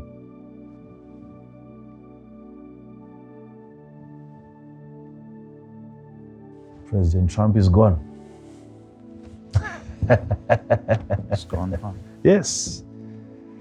The fragrance has come. Exactly like you prophesied. Exactly. It's good for him. He should be happy. He should enjoy his time with his family. He is now safe. If he keeps on interfering, it will be bad news for him. He must get out of this. It's too big. This thing is too big for him. These guys are not willing to back off. They're not going to stop. They have an agenda. They have an agenda.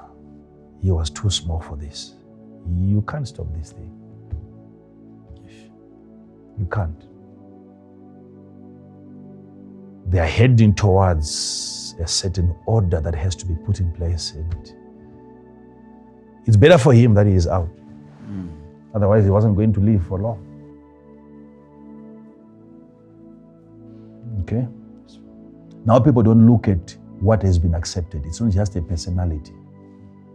Abortion has just been allowed now. Killing of babies. And people are celebrating. Same people killing babies, they are promoting life by promoting vaccines. Same people.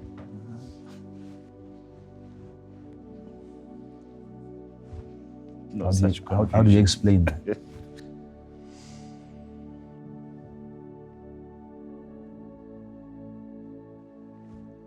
So, Makandiwa, do you know what you're saying? You'll not be allowed to travel. Travel going where? Going where? Which one do you want to travel?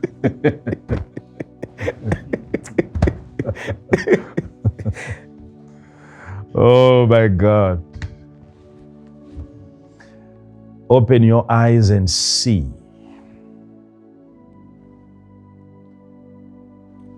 So are people still going to be healed? Yes.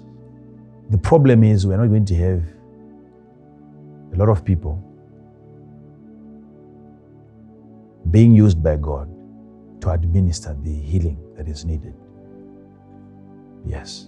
People will still need to be healed. When time comes for people to receive, if I'm going to be asked, are you going to allow people to be vaccinated? I've told you I've been vaccinated myself before. I'm not against vaccines, but I know the carelessness of the African man.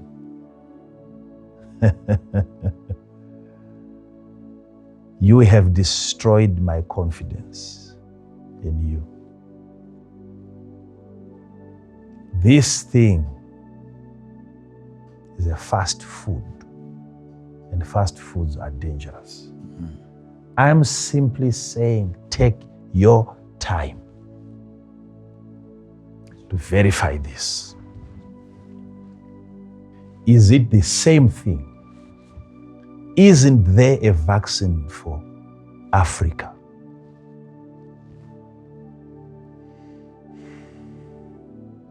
Isn't there a vaccine for Europe?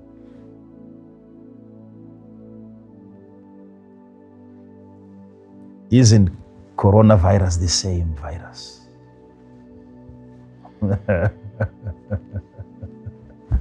Take your time. Yes, Father. Thank you. You didn't start with this. It's not your disease. It's not your cure. Take your time. How about people that are dying? How many people are dying? Every single day. People are dying. We have all lost our loved ones. Yes. Yes. But that is not an excuse. We still have to be very careful. We still have to be very, very careful. Otherwise, the leprosy of Naaman will come upon Gehazi and his children Forever. simply because of money. Simply because of money. Simply because of money. With everything that I've said so far, you wouldn't think a normal human being can criticize me for what I've just said. Encouraging you to be more cautious. Open your eyes and see. It's coming from the same people that you told us are against us. You told us. Yes, Father. We have heard this during teachings, during rallies, that those guys are never for us. We heard that and we believed them. Now we are riding on their teachings. They are not happy.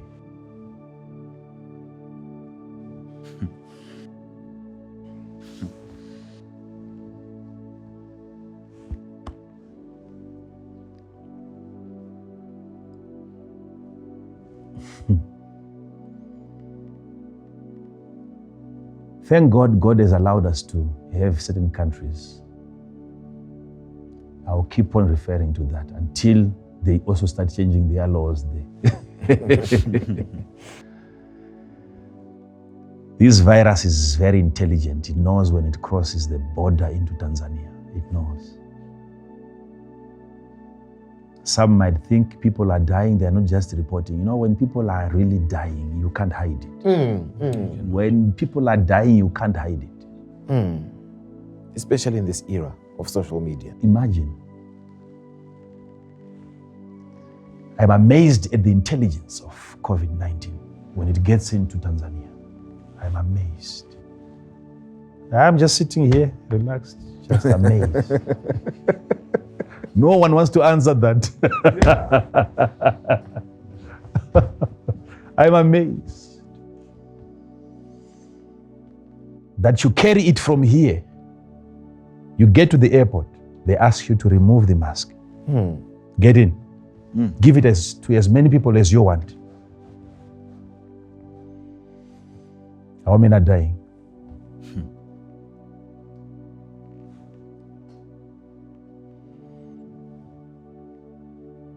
Because he said, I don't want your money.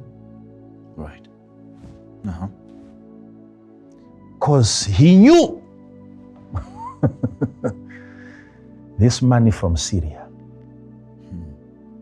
will bring a disease from Syria.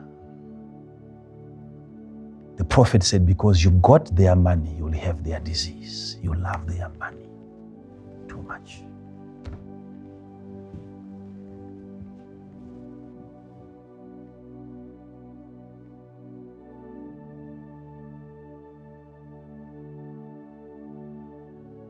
So what are we going to do?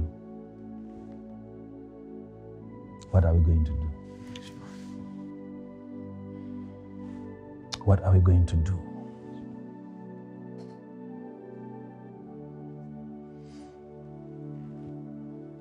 Let's address the hunger issue. Yes, Father. Yes. Thank you, Father. We have to address the fear issue. Don't be afraid, child of God. Do not be afraid. Do not be afraid. Please don't be afraid. Because if you're afraid, you are sick already. You are sick already. You are sick. You are sick. you are sick, and by the time that you are sick and then you are in isolation and doors are locked and everyone, that moment you are dying. You are in a prison of your own. You are dying. You are dying. You are dying. How are we going to overcome this thing? That's the question. Yes, Father. Are we going to be safe only after the vaccine?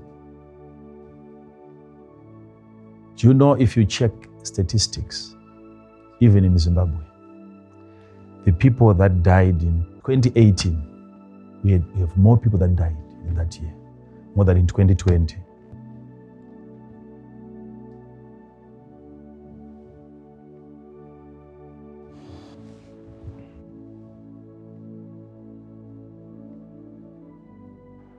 Fear.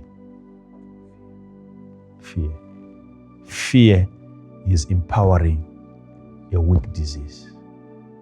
Is COVID not killing people? It is killing people. What is it feeding on? Fear. That is why your Creator said, don't be afraid. Fear not. Fear not. Because He knew there are certain weak diseases that are going to be empowered by that fear. Fear not. When you become afraid, you're already sick. You are already sick. You are already sick. They know where this disease sits and what it feeds on. If there was any other way of knowing or identifying COVID-19, all of us would enjoy being tested. Not the process, just the process is very painful. It's very painful. Oh, that thing is too long. Very painful. Ah.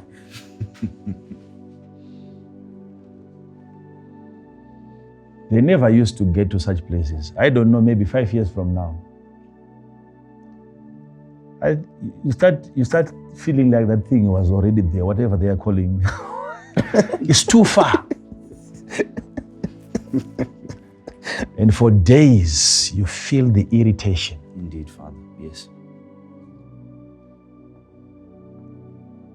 They push it in, they twist it. It is that deep. Yes. And yet with saliva, they are saying you can transmit it. That's why you have to put on your mask. So why not just get the saliva sample? Why not just get the saliva? They have to get in there so that they hurt you. They create an injury for an infection. By the time that you leave that place, you breathe. There is that part already exposed. I don't know what else to say, but people must be smart. People must be smart. Are we not supposed to be tested? Saliva should be able to tell. Yes, Father. Yes, Father.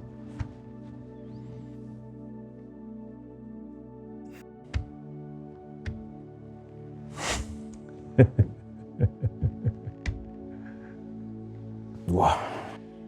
It's as if now you require an antibiotic after getting a test. Yes. Whatever that place was covered with, it's gone, removed. It's exposed. And you leave that place, you get to the marketplace, you are breathing. And you think the virus is going to pass that area. No.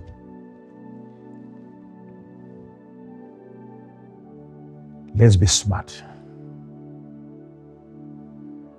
Let's be smart. We are modern people now. Yes, Father. Let's be smart. Let's get rid of fear. People must not be afraid. Yeah, thank you, Father. Yes. People must not be afraid. God has given His people victory. Thank you, Father. Yes, God has given His people victory. Thank you, Father. So what I'm saying, take your time. Africans, slow down. You are not inventors of these things. Okay? You are the least affected people. Take your time, verify, educate your people, until you know it is safe. When you know it is safe, go ahead and give it to the people. We want people to go back to their work. We want our children to go back to school. Oh, we can't wait for that moment. Yes, Father. We can't wait for our children to go back to school. Who doesn't want that? Who doesn't want to be free? Yes. Going back into stadiums and we are watching soccer. Yes. We miss that. Come on. We all miss that. Yes, Father. But let us be careful. This is not coming from our friends. We didn't cook this. We didn't serve this. Yet we are ready to eat. The chefs are folding their hands behind the scenes. They are saying, we can't cut in the line. I can't be the first one to receive it. I'm not a frontline worker. So when you investigate, I encourage you, don't just investigate the product. By investigating the product, investigate the producer of the product. Go that far. Whoever is behind what you're investigating has to be investigated. Black men, be wise, be smart. Open your eyes and see. You don't want a Syrian disease to end up destroying you and destroying your children. Be smart. Be smart. Be smart. I look forward to that moment when one day I'm given a chance to explain why I'm saying the things that I'm saying. And finally, when that day arrives, I'll be a free man. I will be liberated because then I will empty myself and I will empty my mind. I will tell people why I'm concerned. It is because of your behavior.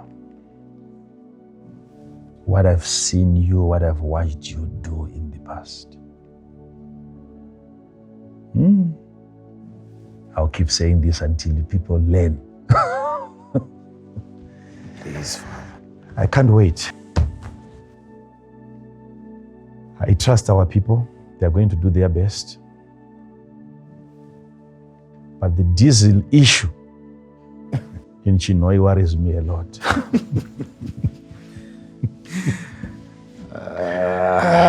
My God. Oh, Father. Didn't we have scientists? Diesel, a byproduct. Straight out of the ground. Refined. It was refined. We had our leaders attend, surrounding the mountain. Rituals were happening.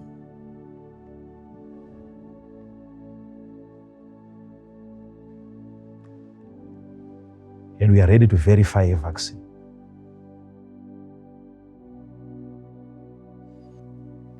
You discouraged me. You discouraged me. I really want to believe. I really want to believe in you. But yeah, you disappointed. You disappointed me. You disappointed me. No one ever spoke against witch doctors. No one is criticizing them on social media right now. But look at what they did. Didn't we have scientists? Maybe we had them. Maybe they never got an opportunity. So I hope with this one, there will not be any interference. Let's give them time to verify this thing. Yes, Father. Whenever you ask me why I'm so skeptic, I will remind you of the Chinoi diesel. Chinoi diesel. Chinoi diesel. If we could not verify diesel, here comes a vaccine. My brothers and sisters, Chinoi diesel. That's my concern. That was so embarrassing.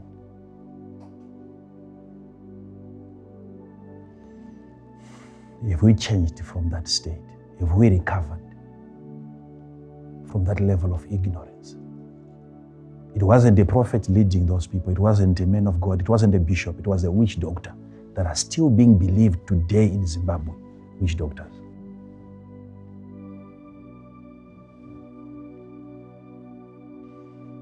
Yet here comes a prophet. All he's saying is, take your time. Take your time.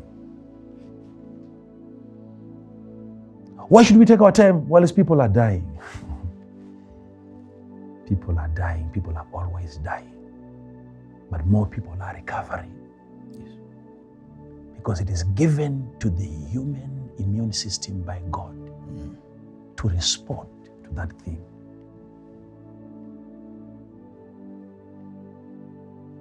It's a gift from God.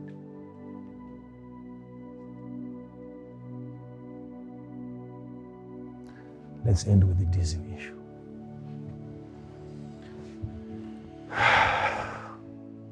Thank you, Pastor.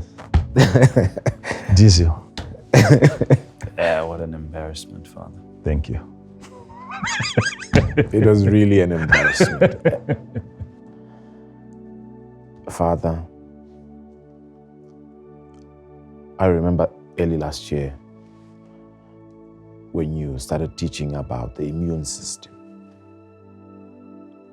and how you kept on highlighting the importance of the African within the world context, and how you were relating your teachings to the prophecy that you had given earlier.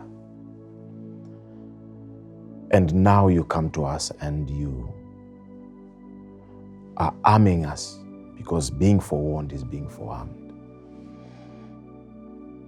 I, as an individual who probably knows you to a certain extent, I know for a fact, had there been a perfect vaccine for $1 million, you can afford it. But you come to the ordinary African, and Father, if there is a lesson that I've learned, it is the love that you have for all of us, even beyond the African continent. You have always talked about life, but I did not have this understanding that I now have about how you appreciate life and love the human being. Father, highlighting to somebody that I'm not stopping you from taking the vaccine, but be the last. It is not like being the last will give you money. It is not like being the last will add value to you. But your love is just amazing, Father. Your love is amazing. Thank you for sacrificing yourself for our cause. You have sacrificed a lot, Father, for us. Thank you. Thank you. Thank God. Thank you so much, our Father. We really appreciate this mighty delivery and all that you continue to speak from last year. Thank you for the Spirit's speech, Father. Continue to perpetuate the same mind of God so mightily and so powerfully in this time. Last year, we would celebrate each and every moment you'd come in.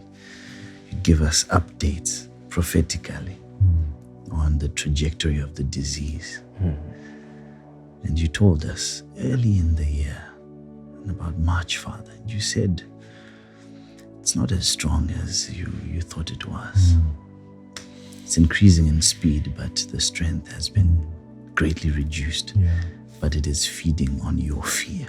That's what's empowering it. Yeah. Thank you so much, Father. Thank God. Thank you. Thank you. Wow.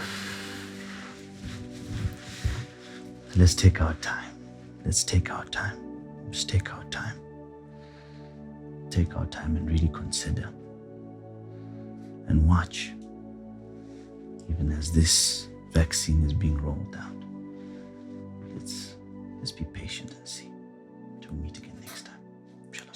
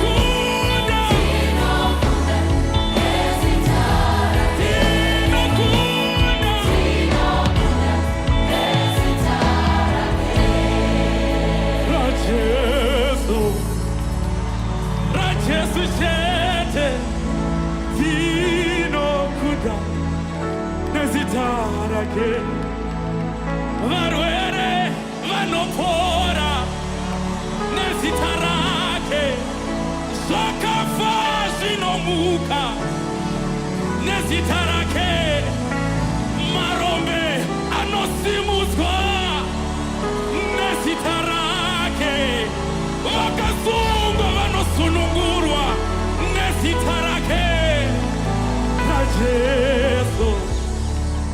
Rajesu chete